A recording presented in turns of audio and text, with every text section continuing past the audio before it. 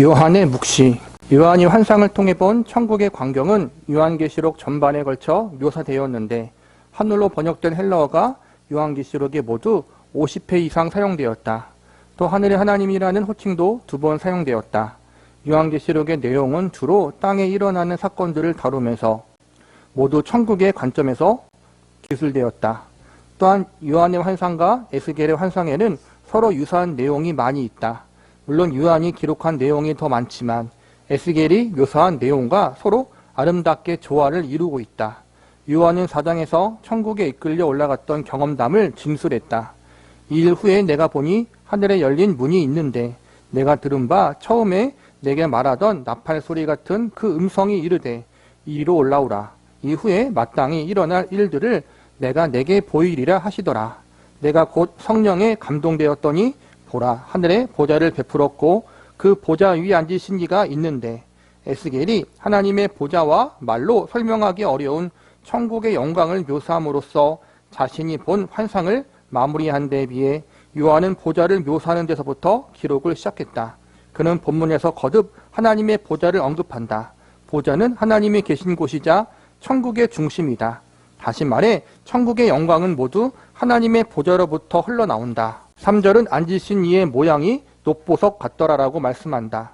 녹보석은 다양한 색깔을 띠고 있는 짙은 반투명의 보석을 말한다. 또한 3절은 앉으신 이의 모양이 홍보석 같고라고 말씀한다. 어떤 사람은 홍보석이 피의 희생을 통해 구원을 베푸시는 구원자 하나님을 의미한다고 해석한다. 이는 구원자로서 하나님의 영광을 강조한다. 참고로 홍보석과 녹보석은 대제사장의 흉패에 부착된 12보석 가운데 첫 번째와 마지막 보석이다. 이처럼 에스겔과 요한은 인간의 표현을 뛰어넘는 영광스럽고 눈부신 천국의 광경을 묘사하고 있다. 요한의 증언도 에스겔의 증언처럼 말로 형용할 수 없는 천국의 영광을 묘사하는 데 주안점을 두었다. 인간의 언어는 하나님의 영광을 묘사하기에 부적합하다. 따라서 요한은 진귀한 보석들에 빗대어 천국의 아름다움을 묘사하고자 노력했다.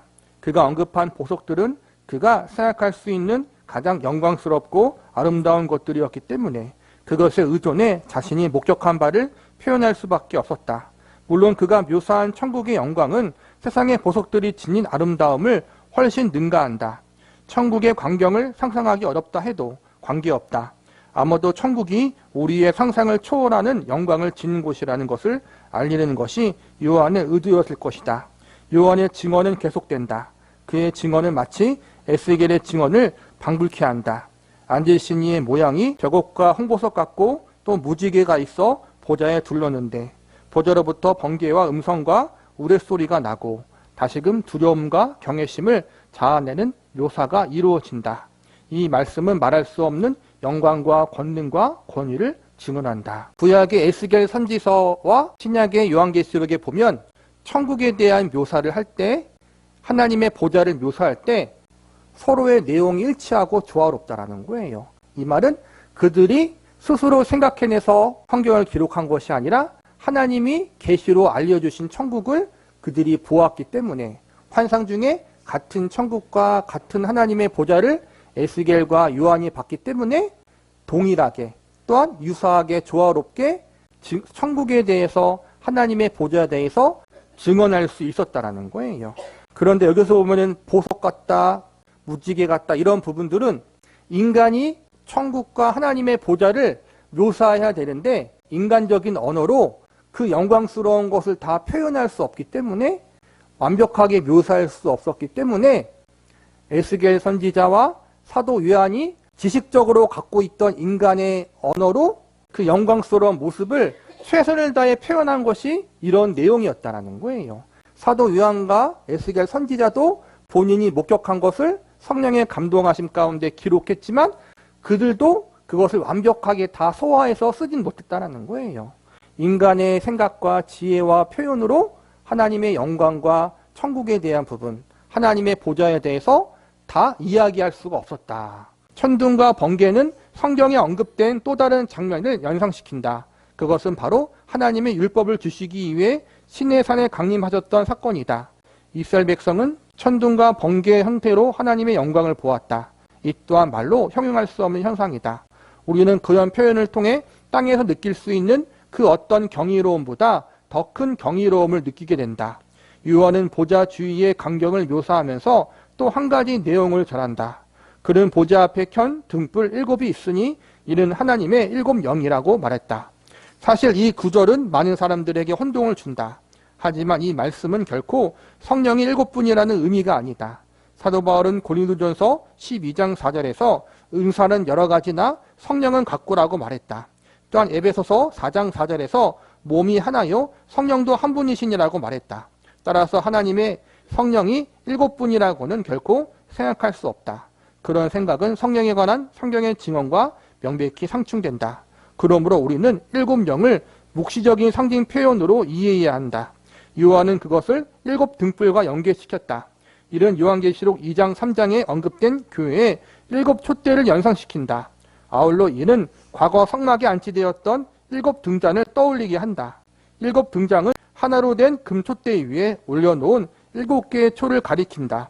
따라서 7등불은 가지가 7개인 한 개의 촛대에 놓인 등불을 뜻한다. 이렇게 볼 때 7영은 비록 7으로 표현되었지만 하나이신 하나님의 성령을 가리킨다고 결론 지을 수 있다.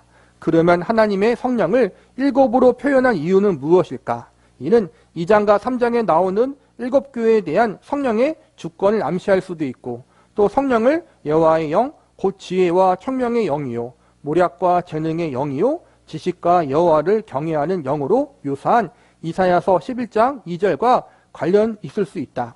어떤 의미든 간에 우리가 한 성령으로 세례를 받아 그리스도의 몸이 되었다는 사실을 부인하지 않는다. 성령이 한 분 이상이라는 생각은 성경의 증언과 정면으로 충돌한다. 요한계시록에 보면은 성령에 대해서 7영으로 표현하는 부분이 있어요. 요한계시록 4장 5절이네요. 하나님의 7영이라. 이 부분은 성령의 7분이라는 것이 아니라 보통 성령의 역사하심을 상징한다고 볼 수 있다는 거예요. 이처럼 성경을 볼 때 상징적으로 봐야 할 내용이 있고 문자 그대로 받아들여야 할 내용이 있어요. 상징으로 해석할 부분을 문자 그대로 받아들이고 문자로 받아들일 부분을 상징으로 받아들여요. 그래서 자유주의 신학자들은 예수님에 대한 부분들을 다 상징으로 받아들여서 예수님의 성육신하심, 예수님의 십자가에서의 죽으심, 예수님의 부활하심, 이 모든 걸 상징으로 믿어요.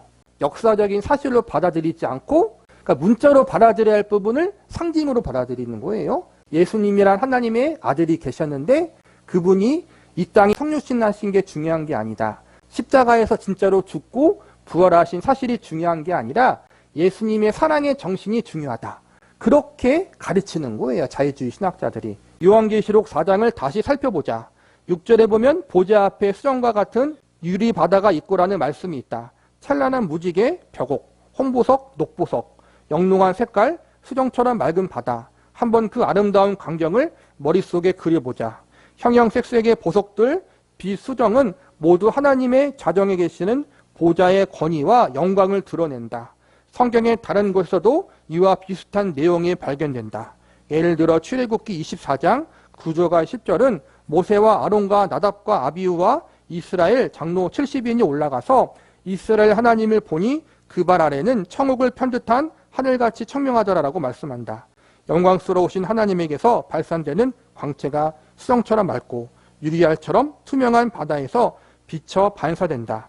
특히 출애굽기 24장에서 수정 바다는 천국을 편듯한 모습이었다라고 표현하는데 아마도 바다에서 반사된 색깔 때문인 듯하다. 요한계시록이나 출애굽기 본문 모두 형용하기 어려운 맑고 청명함을 묘사한다. 에스겔은 수정 같은 궁창의 형상이 있어 보기에 두려운 데라고 표현했다.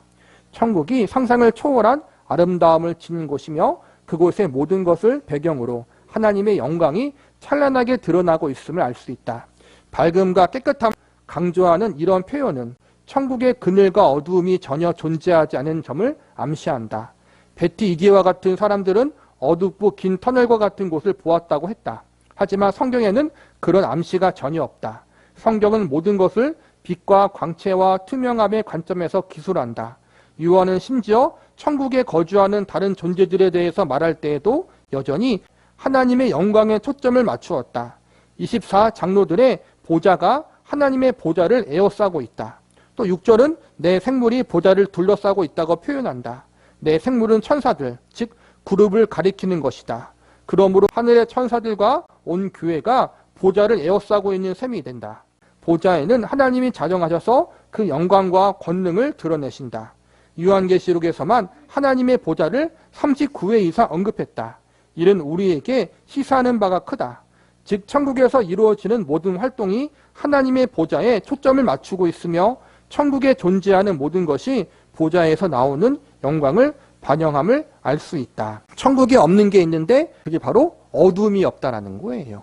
죄가 없다라는 거예요. 그리고 그 천국의 영광을 묘사할 때 가장 중심에 있는 게 하나님의 보좌다. 그런데 천국에 갔다 왔다고 하는 사람들의 잘못된 특징 중 하나가 천국에서의 하나님의 보좌가 중심에 있지 않고 내가 경험한 천국의 일상, 천국의 모습에만 관심이 많다는 거예요. 그런데 요한계시록 에스겔 천국의 증언에서 보면은 천국의 가장 중심되는 것, 모든 것이 하나님과 하나님의 보좌를 중심으로 돌아간다는 거예요. 24 장로들, 그리고 내 생물은 천사를 가리키고 24 장로들은 구원받은 성도들을 대표하는 것인데 그 모든 것이 하나님의 보좌를 에워싸고 있다. 에워싼다는 게 하나님의 보좌를 중심으로 모여서 경외하고 있다는 거예요. 내가 천국으로 소망하는 이유, 고대 사회의 건축물들 가운데 가장 대표적인 것은 바로 왕궁과 신전이었다. 전자는 정치적 권위를, 후자는 종교적 권위를 각각 상징했다. 천국에서 하나님의 보좌가 중앙을 차지한다는 것은 하나님이 경배를 받으시기에 합당하신 권위를 지니고 계신다는 사실을 강조한다. 천국 전체가 그분의 왕궁이요, 천국 전체가 그분의 성전인 것이다. 그리스도는 요한계시록 3장 12절에서 이기는 자는 내 하나님의 성전 기둥이 되게 하리니 그가 결코 다시 나가지 아니하리라고 말씀하셨다. 24 장로 중에 한 사람은 대환란을 이겨낸 신자들을 언급하면서 그러므로 그들이 하나님의 보좌 앞에 있고 또 그의 성전에서 밤낮 하나님을 섬김에 보좌에 앉으신 이가 그들을 위해 장막을 치리니라고 말씀했다. 이들 성경 말씀은 성도가 천국의 성전에서 하나님을 영원히 섬기게 될 것을 의미한다. 이 밖에 다른 성경 구절도 천국의 성전에 관해 말한다. 예를 들어 요한계시록 11장 19절은 하늘에 있는 하나님의 성전과 성전 안에 하나님의 언약궤를 언급한다. 또 요한은 하늘의 증거 장막의 성전이 열리며 라고 증언했다. 이처럼 성경 말씀은 천국의 성전이 존재한다는 점을 분명히 밝히고 있다. 하지만 요한은 요한계시록에서 새 예루살렘을 묘사하면서 성 안에서 내가 성전을 보지 못하였으니 이는 주 하나님 곧 전능하신 이와 및 어린 양이 그 성전이심이니라고 말했다. 어떤 사람들은 이 말씀과 요한계시록의 다른 기록들을 조화시킬 목적으로 지금은 하늘의 성전이 존재하지만 장차 하나님이 새 하늘과 새 땅을 건설하실 때 사라지게 될 것이라고 말한다. 하지만 그들의 생각은 요한이 말하고자 하는 분명한 의도를 제대로 포착하지 못한 것이다. 즉 천국의 성전은 건물이 아닌 전능하신 하나님 자신이다. 보좌에 앉으신 이가 그들 위에 장막을 치시리니 라는 말씀이 이 점을 분명히 함축하고 있다. 요한계시록 21장 23절은 천국의 성전이 없다는 말씀에 이어 그 성은 해나 달의 비침이 쓸데없으니 이는 하나님의 영광이 비치고 어린 양이 그 등불이 되심이라라고 말씀한다.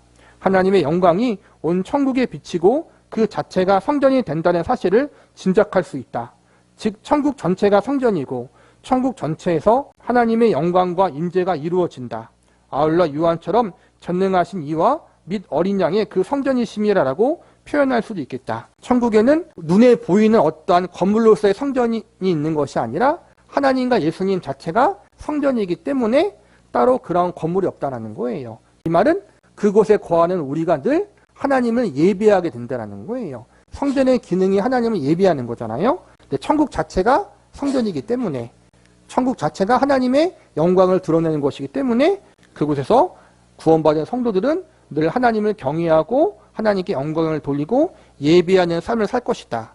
우리가 감히 상상할 수 없는 그러나 가장 좋은 삶이 천국에서 펼쳐질 것이고 그곳에서 우리는 영생 복락을 누리게 될 것이다. 그러나 그 삶 자체가 중심이 아니라 하나님이 중심이다. 그리고 그 하나님과 함께 우리가 영광 중에 살아가고 그 하나님을 경외하고 그 하나님을 예배하는 삶이 영원히 지속될 것이다. 불행히도 이런 말씀을 잘못 이해하면 천국을 단조롭고 재미없는 곳으로 생각할 소지가 있다. 마치 성전의 기둥처럼 몸을 조금도 움직일 수 없는 신세가 되기를 바랄 사람이 누가 있겠는가. 하지만 요한 말하려는 의도를 오해하지 말아야 한다. 요한의 말은 신자가 건물을 떠받치는 기둥이 된다는 뜻이 아니라 하나님 앞에서 영원히 거하며 결코 그분을 떠나지 않게 될 것을 의미한다.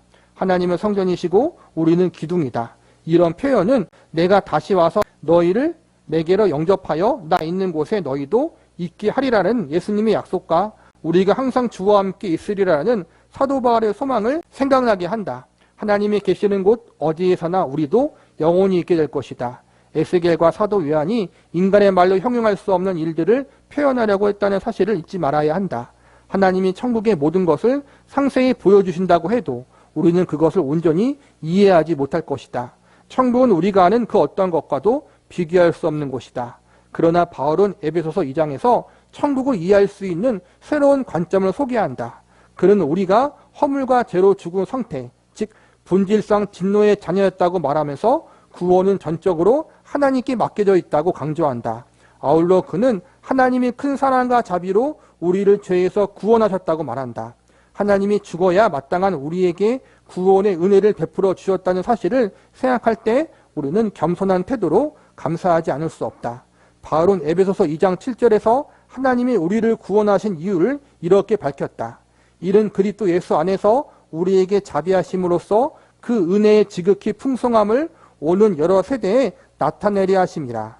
이 구절은 천국이 어떤 곳인지를 알고 싶어하는 사람들의 호기심을 충족시켜주지 못하지만 장차 천국에서 어떤 일이 일어날 것인지를 생생하게 전달한다. 다시 말해 이 말씀은 땅에서보다 천국에서 하나님의 풍성하신 은혜가 훨씬 더 밝게 드러날 것을 암시한다. 바로 이 사실 때문에 나는 천국을 간절히 소망한다. 장차 천국에서 하나님은 사랑하는 자녀들에게 풍성하신 은혜를 영원히 쏟아 부어 주실 것이다. 잠시 생각해 보자.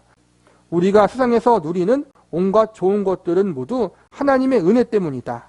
떤 그리스도를 믿는 성도는 장차 천국에서 더욱더 큰 축복을 누리게 될 것이다. 하나님이 크신 축복을 끝없이 우리에게 베푸실 것이며 그로써 그분의 풍성한 은혜를 한껏 드러내실 것이다. 그러니 보잘것없는 세상의 즐거움보다 천국의 풍성한 기쁨을 사모하는 것이 더 낫지 않겠는가. 이 땅에서 우리가 기쁜 일을 경험할 때가 있어요. 지난번에도 말했듯이 우리 인생의 가장 전성기, 황금기가 있잖아요. 가장 행복했을 때, 가장 기뻤을 때, 정말 이 순간이 영원히 지속되었으면 좋겠다라고 생각하는 그 순간이 있잖아요. 그 순간보다 더 좋은 날이 영원토록 지속된다는 거예요. 가장 중요한 건 그 좋은 날을 함께할 분이 누구예요? 하나님과 예수님. 하나님과 예수님이 그 좋은 날을 영원히 지속되도록 해주시고 하나님과 예수님 자체가 우리의 그 영원한 행복이 되어줄 것이다. 어떻게 살아갈지는 우리가 정확히 몰라요. 천국의 생활에 대한 부분은 성경에 나와 있지 않으니까. 그런데 중요한 건 우리가 생각하는 것보다 훨씬 더 좋을 것이다라는 거예요. 왜 성경에 천국의 생활에 대해서 기록하지 않았을까? 감히 생각하지 말라는 거예요. 너무 좋으니까. 우리는 궁금하니까 자꾸 천국에 갔다 왔다고 하는 사람들의 간증을 들으면서 천국에 대한 생활을 꿈꾸잖아요. 그것을 듣고 소망 갖지 말라는 거예요. 가장 좋을 거니까 걱정하지 마. 가끔 우리가 어렸을 때 부모님들이 그러잖아요. 괜한 걱정하지 말라고. 우리가 걱정할 일이 아닌데. 마찬가지예요. 괜히 천국의 생활이 어떨 것인지 궁금하고 거기가 너무 지루하지 않을까?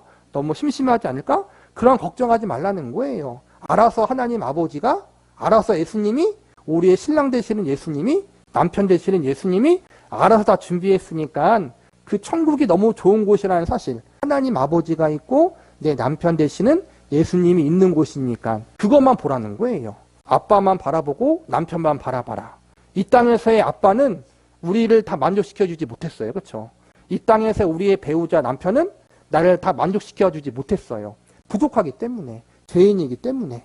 그러나 하나님 아버지는 아니잖아요. 창조주잖아요. 예수님은 만왕의 왕이시잖아요. 그분이 우리의 아버지고 우리의 남편으로서 가장 좋은 거를 준비하고 있다. 그게 성경의 증언이에요. 하나님 아버지와 우리의 남편 되시는 예수님이 나를 위해 세상을 7일 동안 창조하셨는데 지금 몇 년 동안 나를 기다리시면서 준비하신 거예요. 그렇죠? 얼마나? 평생 동안 그 너무나 좋은 그곳이 우리를 위해서 준비되어져 있다. 그 천국을 소망하되 아까 계속 반복했듯이 누군가에 의해서 소망하지 말고 성경의 약속에 의해 소망하자라는 거예요.